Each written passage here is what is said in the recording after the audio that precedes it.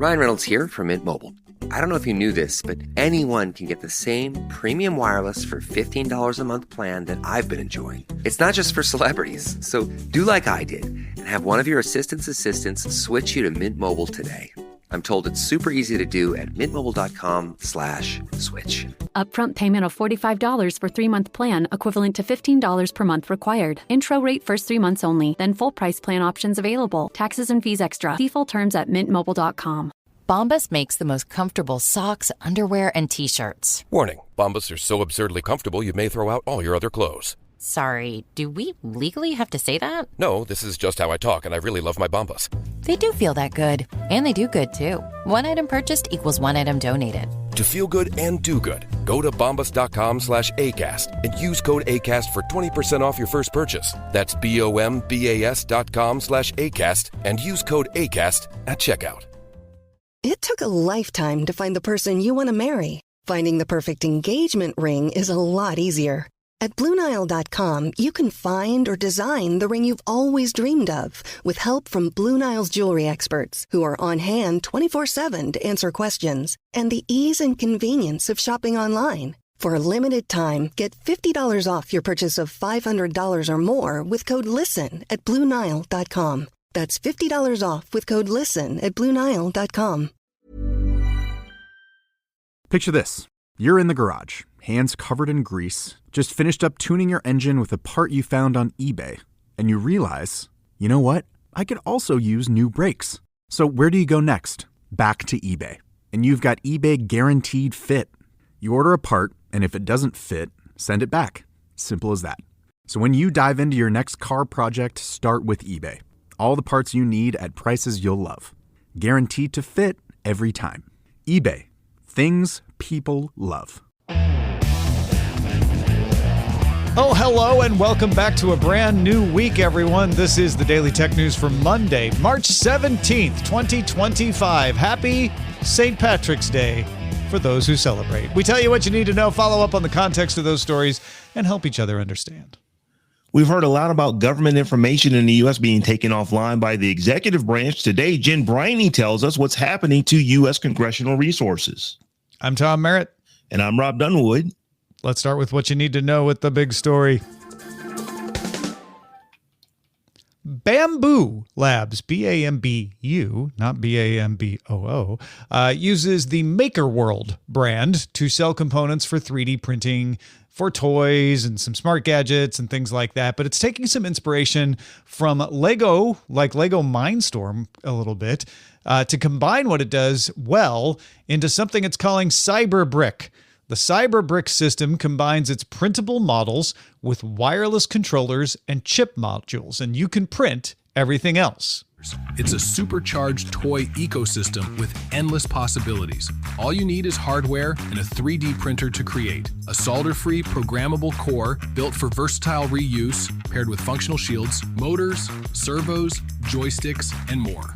Brilliant ideas from creators and designers worldwide, ready to go and ready to play instantly at your fingertips. Starter kits include some pre-printed parts as well as the chip modules to assemble a truck, a forklift, a soccer bot, and remotes in various combinations. So if you don't have a 3D printer, but you just want to play around with this, you can get those kits.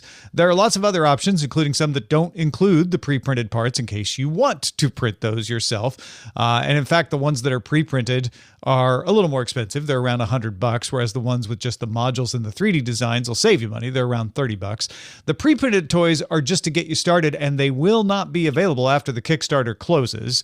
So this is just a way to kind of get you to the Kickstarter, get you in the door. The system is really meant for folks with 3D printers who want to use the modules, the different chips and wires and connectors, to build whatever they want and then share designs with each other. Community designs are already out there. They include a walking table and a lunar rover, for example. Apps are available for PC and mobile, and those will let you program the modules as well. So you can use pre-configured options, or you can go in and like do some switches and customize, or even do full-on MicroPython coding if that's what you want. You are also not limited to Bamboo Labs printers. You can use any printer that within the realm of printers that work with this kind of thing. You can get the Cyberbrick kits on Kickstarter until mid-April. After that, you're going to look for them in the Makers Supply section at bamboolab.com. There are lots of other ways to do this from other makers. I imagine some folks are thinking of Duet 3D or Smoothie Board or something like that. But the Cyberbrick system seems pretty user-friendly, and it's designed to get people into 3D printing, not just for people who are already there. Even for those who are already there and do like doing a lot of coding, it seems like it's pretty well designed, if proprietary, for a system. Robb, does this get your creative juices flowing? I know it's only Monday, Tom, but this is the coolest thing I've heard all week. As someone who grew up playing with Lego and record sets and all this kind of stuff and doing all this little tinkering stuff. And I mean, I had a lot of Lego. Even into college, I played with Lego. This just sounds so cool to actually be able to print some of this stuff off to save yourself a little bit of money. But the fact that you can actually make the parts at your house and put them together like you can Lego is kind of cool. Yeah, I thought they did a really good job of integrating all this together, making it truly easy. I don't know how many people are really going to go to a Kickstarter if they don't know anything about this, but if you've been kind of curious and you're like, well, maybe I will buy a 3D printer, but let me see what I can do with it. It's not a bad idea. And like I said, even if you're somebody who's like, well, I can do all this stuff myself, you don't have to, right? Like this is going to give you a nice integrated system out of the box. So yeah, you can do it all yourself. And sometimes that's more fun depending on who you are. But if you're a little bit lazy, this will get you farther down the road of being creative. Definitely so. Do it yourself is cool, but do it yourself with assistance is cooler. I mean, it's just like, I don't have to create all of this stuff. And the thing you don't think about when you're 3D printing, they have error. Sometimes the part just didn't work and you got to print it over.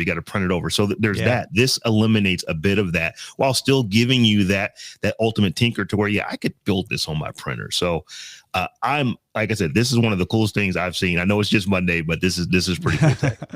Yeah, no, I like the idea of like, let's say you buy one of the pre-printed things, even if you have a printer, it allows you to like get right to seeing what the modules can do, what the different chipsets can do, and mess with the wireless controlling. And that's going to give you a better idea of like, oh, I bet I could print this. I bet I could make this. So yeah, very cool. DTNS is made possible by you, the listener, thanks to Mike Akins, Norm Fazikis, Chris Allen, and Alejandro. Trust isn't just earned, it's demanded. Whether you're a startup founder navigating your first audit or a seasoned security professional scaling your GRC program, proving your commitment to security has never been more critical or more complex. That's where Vanta comes in. Businesses use Vanta to establish trust by automating compliance needs across over 35 frameworks, like SOC 2 and ISO 27001, centralize security workflows, complete questionnaires up to 5 times faster, and proactively manage vendor risk. Vanta not only saves you time, it can also save you money. A new IDC white paper found that Vanta customers achieve $535,000 per year in benefits, and the platform pays for itself in just 3 months. Join over 9,000 global companies like Atlassian, Quora, and Factory who use Vanta to manage risk and prove security in real time. For a limited time, our audience gets $1,000 off Vanta at vanta.com/DTNS. That's VANTA.com/DTNS for $1,000 off. Everyone's talking about AI these days, right? It's changing how we work, how we learn, and how we interact with the world at a tremendous pace. It's a gold rush at the frontier, but if we're not careful, we might end up in a heap of trouble. Red Hat's podcast, this season on Compiler, is diving deep into how AI is reshaping the world we live in. From the ethics of automation to the code behind machine learning, it's breaking down the requirements, capabilities, and implications of using AI. Check out the new season of Compiler, an original podcast from Red Hat. Subscribe now wherever you get your podcasts. Picture this. You're in the garage, hands covered in grease, just finished up tuning your engine with a part you found on eBay, and you realize, you know what? I could also use new brakes. So where do you go next? Back to eBay. You can find anything there. It's unreal. Wipers, headlights, even cold air intakes. it's all there. And you've got eBay Guaranteed Fit. You order a part, and if it doesn't fit, send it back. Simple as that. Look, DIY fixes can be major. Doesn't matter if it's just maintenance or a major mod. You got it, especially when things are guaranteed to fit. So when you dive into your next car project, start with eBay. All the parts you need at prices you'll love. Guaranteed to fit every time. eBay. Things people love. This episode is brought to you by Progressive Insurance. Do you ever think about switching insurance companies to see if you could save some cash? Progressive makes it easy to see if you could save when you bundle your home and auto policies. Try it at Progressive.com. Progressive Casualty Insurance Company and Affiliates. Potential savings will vary. Not available in all states. Ryan Reynolds here from Mint Mobile. I don't know if you knew this, but anyone can get the same premium wireless for $15 a month plan that I've been enjoying. It's not just for celebrities. So do like I did and have one of your assistant's assistants switch you to Mint Mobile today. I'm told it's super easy to do at mintmobile.com/switch. Upfront payment of $45 for 3-month plan, equivalent to $15 per month required. Intro rate first 3 months only, then full price plan options available. Taxes and fees extra. See full terms at mintmobile.com. You know, it's not just 3D printers out there. Let's get right to the briefs. The Financial Times reports that Alphabet is selling off Tayara, but will retain a minority stake. Tayara is developing long-distance internet delivery using tower-mounted lasers. Alphabet took a technology from Loon. It's a balloon-based internet experiment. Tayara is the ground-based portion that can distribute high-speed internet through a series of tower-mounted lasers spaced up to 12 miles apart. While it has not developed a consumer-facing process, it is being used as backhaul for some fiber networks. Yeah, I always wonder why Alphabet decides to spin stuff out and why it decides to keep something, right? So Waymo is the most famous example of one of its other bets that isn't Google, that is continued to be in-house and seems to be proceeding well. This seems like, I know sometimes when they spin them off, it seems like a failure. To me, it seems like they said, oh, this is of limited use, maybe not a company on its own, but it could be useful for other companies to own. We will see. Line of sight. That's why it's 12 miles. You know, there's curvature of the earth and everything. But this is not inexpensive technology, so we'll just see if they spin it off and if it moves anywhere. I don't know that it will. I don't know that it won't. I think this is we'll see when it comes out. Yeah, it feels like the kind of thing that an infrastructure provider, right? Somebody who contracts its services to build networks for telcos would want to have this in their toolbox. Like, here's an option. We could do this rather than a whole business all on its own.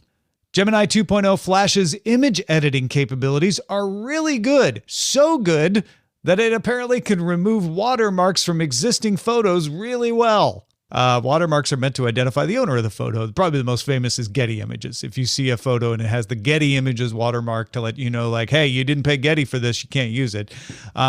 Gemini is not the only model that can do this, but apparently it's the best at doing it, and it's free to use in Google's AI Studio.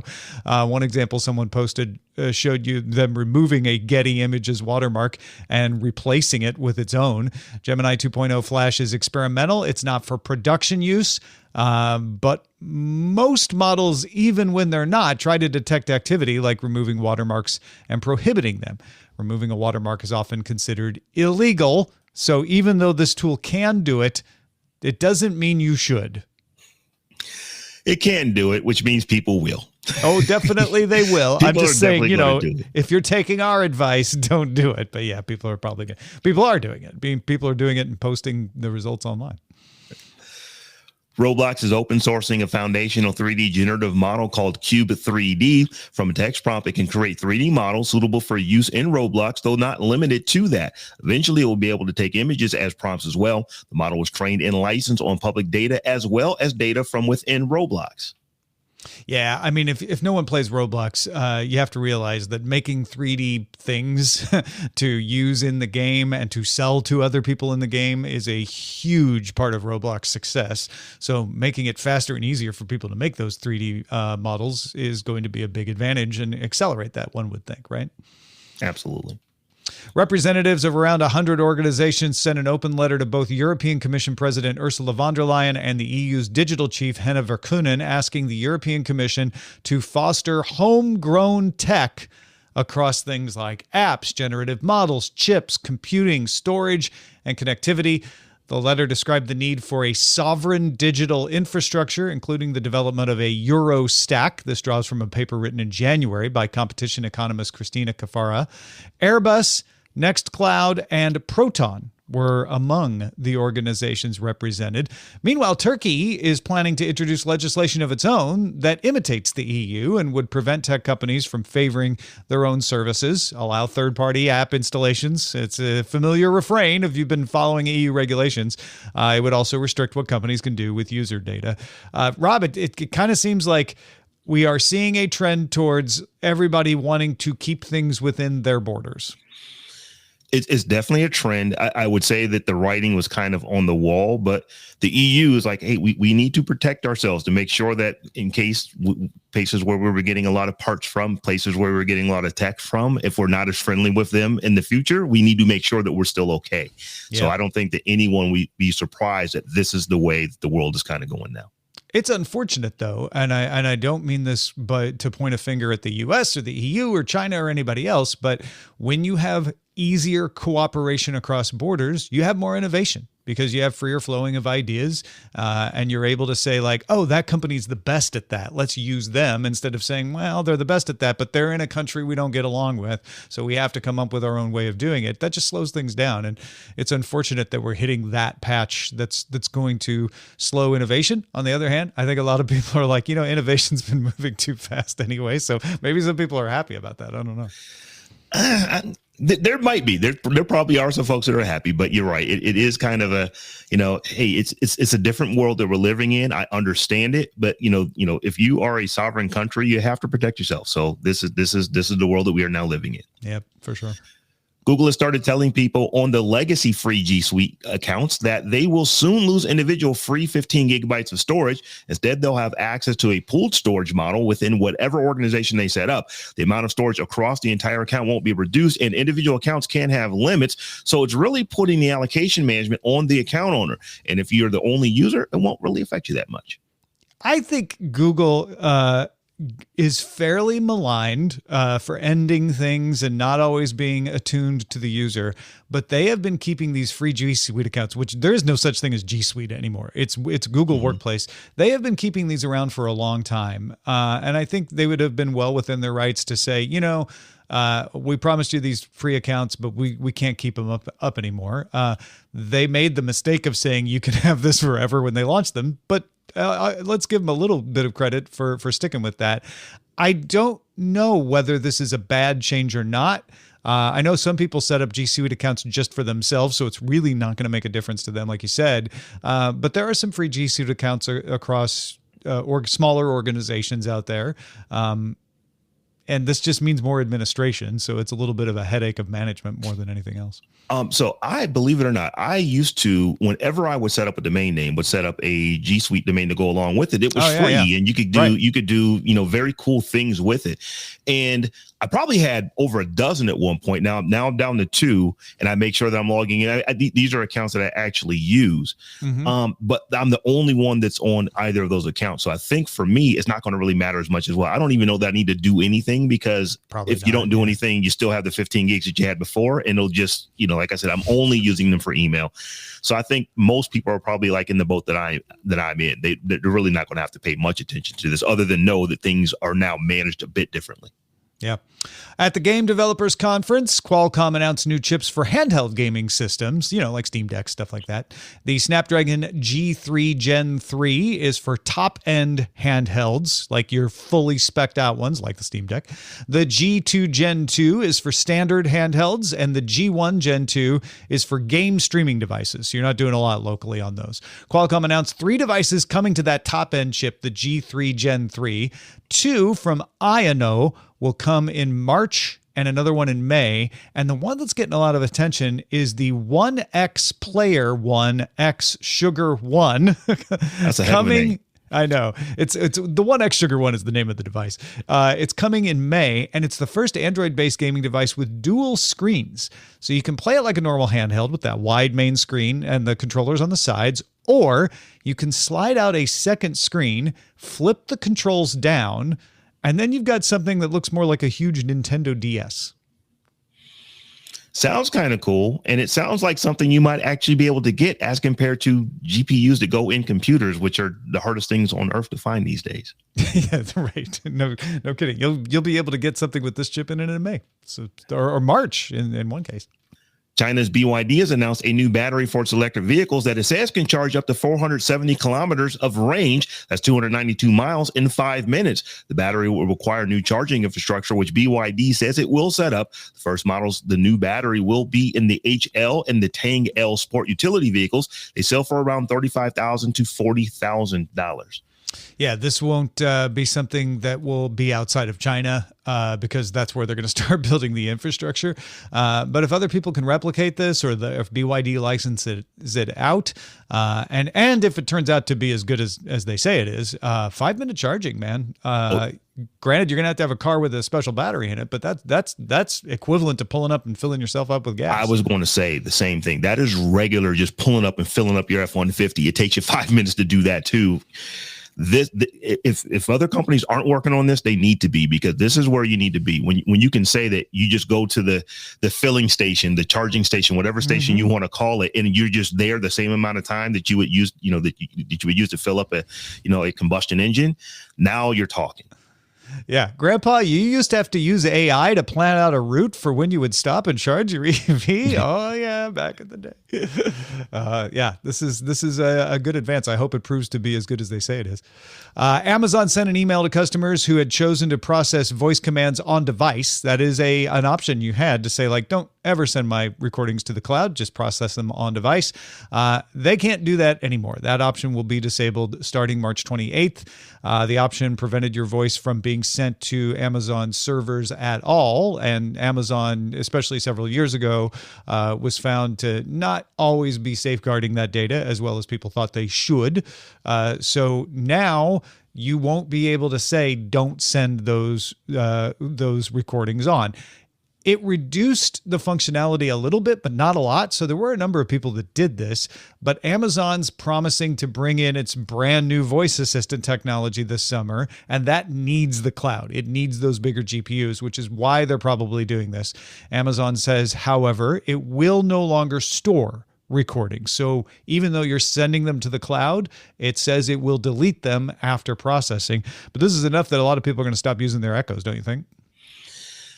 I would imagine that a fair amount are going to stop using them. But I bet that the utility of it, that there's going to be more people who are going to actually go out and buy new Echoes just because there's new stuff that, this is like ChatGPT, but it's Alexa. So I think that there's going to be more people like that than there will be that are say, you know what, this is just too far. The pedal's been kicked too far for me. I am too security conscious and can't do it. Yeah. And the other thing to keep in mind is if you have Voice ID where it can tell who's talking to it, you will have to turn this off by March 28th or you will lose that voice print. Now, it's not the end of the world. You can retrain it if you really want to, but there are a couple of little things to read. If you did get this email and skipped over it, you might want to pull it out of the trash bin and read over it again just to make sure you're set up.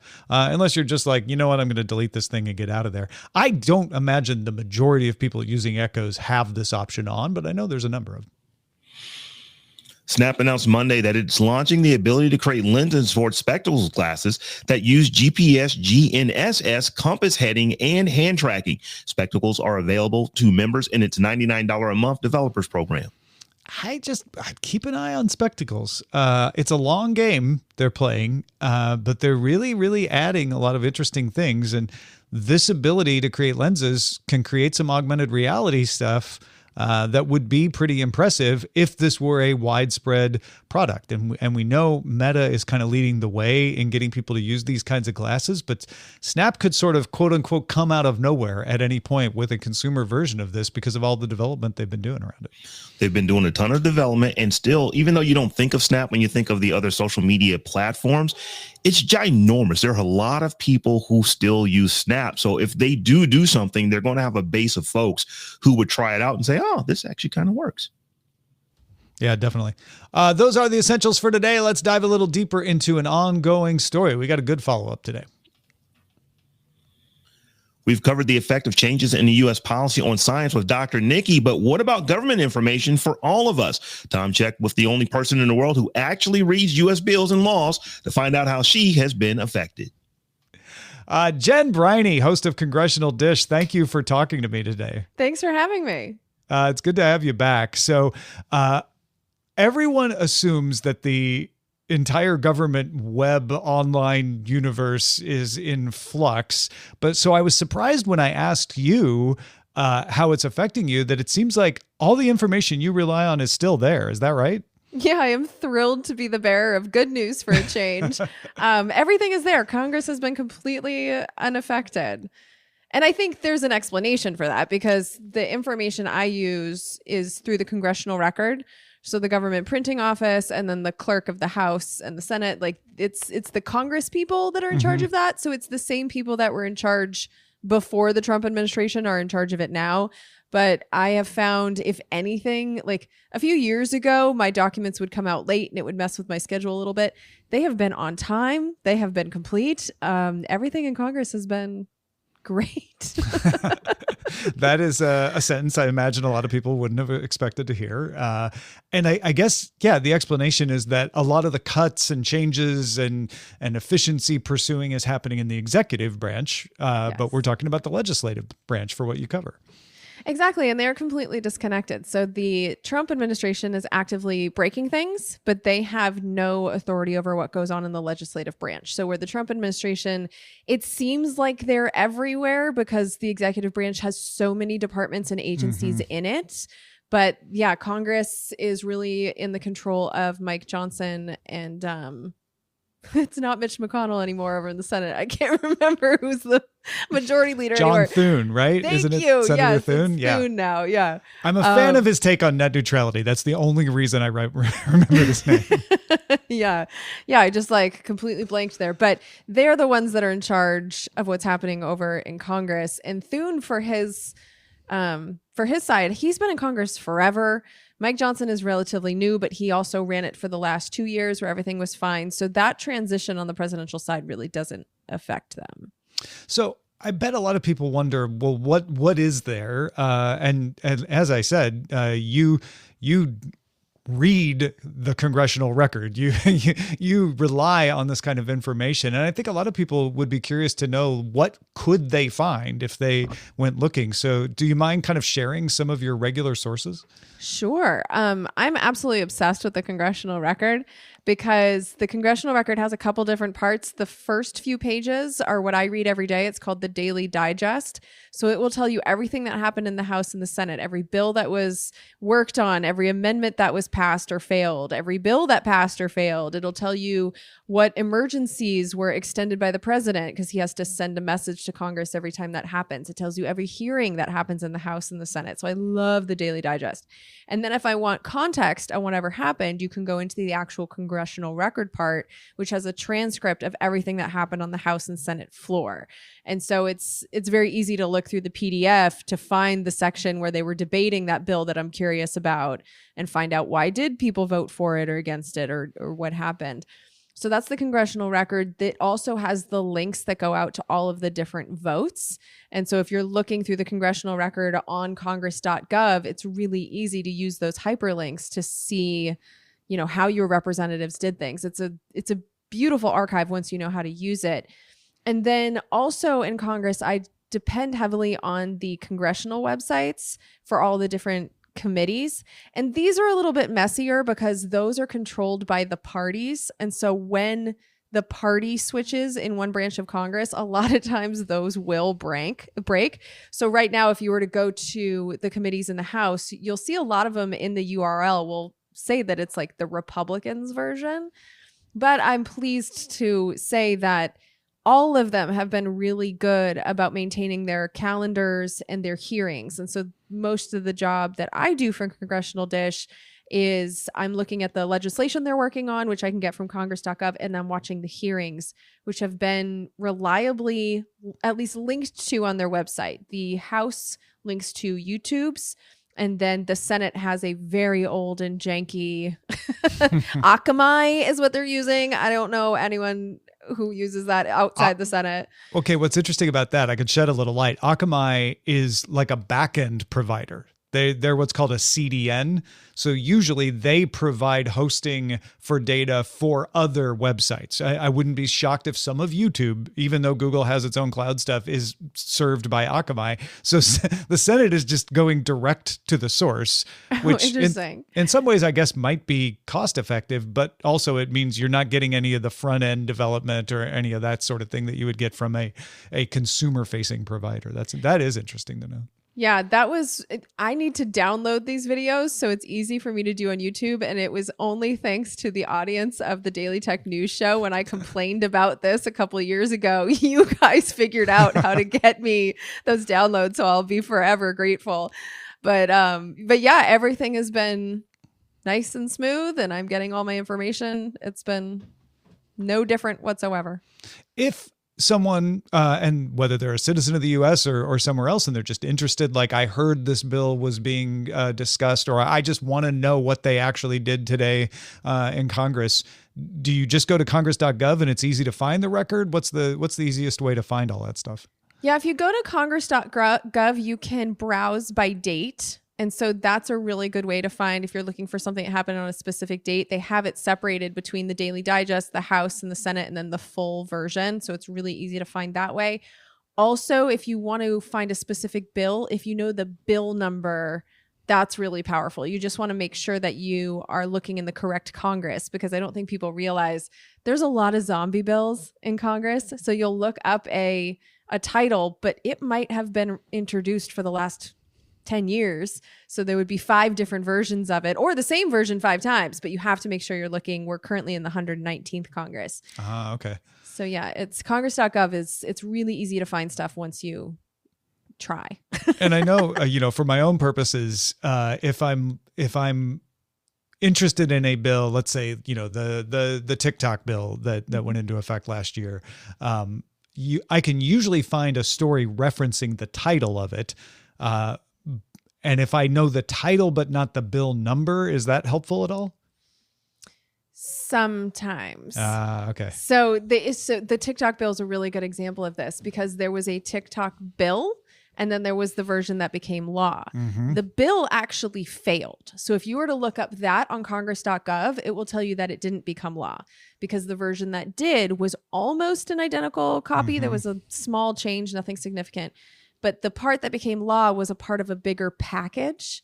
And so if you looked up the title of that, you would get the one that actually isn't what you're looking for. It would be old information. It's different from what's actually law. So you do kind of have to know the route that these bills have taken, because a lot of times there's more than one version. Those are good tips. So try to find the actual number of the one that passed, if you can, which you might be able to find from other sources, and also know which Congress you're doing. What number Congress are we at again? I totally forgot. You just told me. The 119th. 19th. Okay, 119th.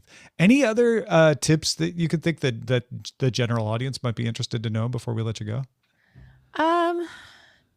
Not really. I feel like the most interesting stuff is the hearings. I will give a shout out to C-SPAN. So if you're just looking for interesting stuff in general, C-SPAN, they get to choose which hearings that they cover. So being the adorable nerds that they are, they do tend to have their finger on the pulse of what are going to be the most interesting hearings, and they send their camera crews to those. So if you don't want to deal with any of this congressional archives, because there is a ton of information in there, if you're just looking for the highlights, C-SPAN's a really good place to go. They've done a beautiful job with their archive. It's an amazing service they've done for our country. Yeah, and it goes back forever, like into the 70s and sometimes even farther, before C-SPAN even existed. They've collected things. So I'll second that. I would also add, listening to the Congressional Dish is a good way to keep up.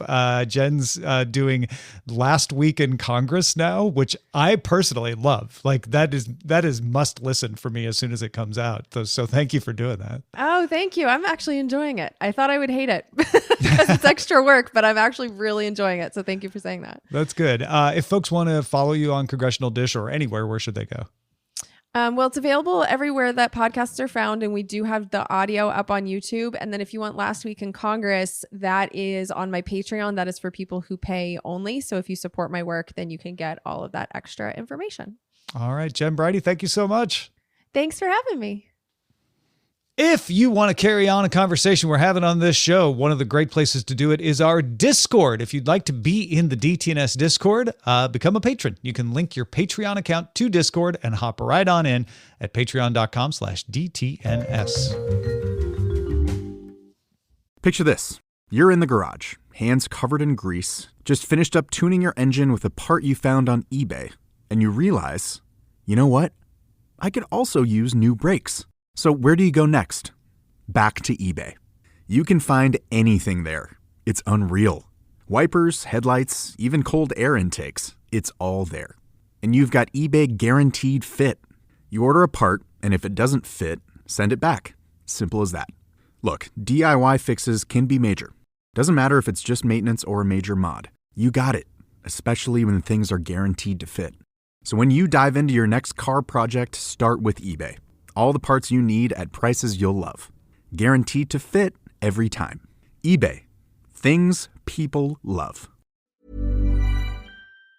This cold and flu season, Instacart is here to help deliver all of your sick day essentials. Whether you're in prevention mode and need vitamins, hand sanitizer, and that lemon tea your Nana swears by, or you're in healing mode and need medicine, soup, and a lot more tissues. Simply download the Instacart app and get sick day supplies that reinvigorate or relieve, delivered in as fast as 30 minutes. Plus, enjoy $0 delivery fees on your first 3 orders. Excludes restaurant orders, service fees, and terms apply. We end every episode of DTNS with some shared wisdom. Today, Bodhi is helping us understand. Yes, I love this. So we had Michael's question last week, and Bodhi is answering it. Bodhi says, "Hi, DTNS briefing crew. On March 14th's DTNS briefing episode, Michael was looking for an inexpensive EV. I'm assuming Michael lives in the US, but if not, I can recommend some EVs that are sold in his country. Just let me know where it is. I have a few recommendations for new EVs, but you can find used versions of the Chevy Equinox EV, Hyundai Kona electric EV, Kia Niro electric EV, and the Nissan Leaf. The new version Chevy Bolt is expected to be released in 2026 if Michael is okay with waiting a year. There are also lots of great lease deals out there too if he's open to a lease." And Bodhi suggested I give Michael Bodhi's email if Michael wants to contact him directly, which was very generous, so I did. Anyway, it's I like that Bodhi's trying to let us know that, you know, China doesn't have the entire monopoly on the affordable electric vehicle. They definitely don't. You know, and Bodhi knows about this. I mean, he's been talking about not just Teslas, but EVs in general for a long, long time. You know, he's got a great podcast over there where he does it. Yep, go check out the Kilowatt Podcast. And big thanks to Bodhi and Jen Briney for contributing to today's show. Thank you for being along for Daily Tech News Show. It is made possible by our patrons. Patreon.com/DTNS. DTNS also has a live version, DTNS Live. You can watch us record a live version of the show on YouTube and Twitch. Find details about that at dailytechnewsshow.com. Talk to you tomorrow. The DTNS family of podcasts, helping each other understand. Diamond Club hopes you have enjoyed this program.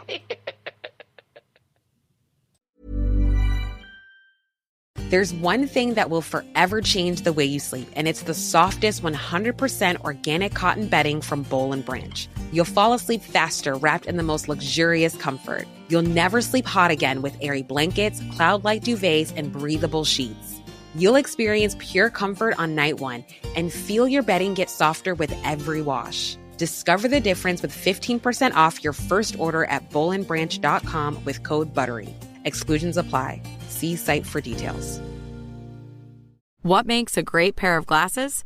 At Warby Parker, it's all the invisible extras without the extra cost. Their designer quality frames start at $95, including prescription lenses, plus scratch-resistant, smudge-resistant, and anti-reflective coatings, and UV protection, and free adjustments for life. To find your next pair of glasses, sunglasses, or contact lenses, or to find the Warby Parker store nearest you, head over to warbyparker.com. That's warbyparker.com.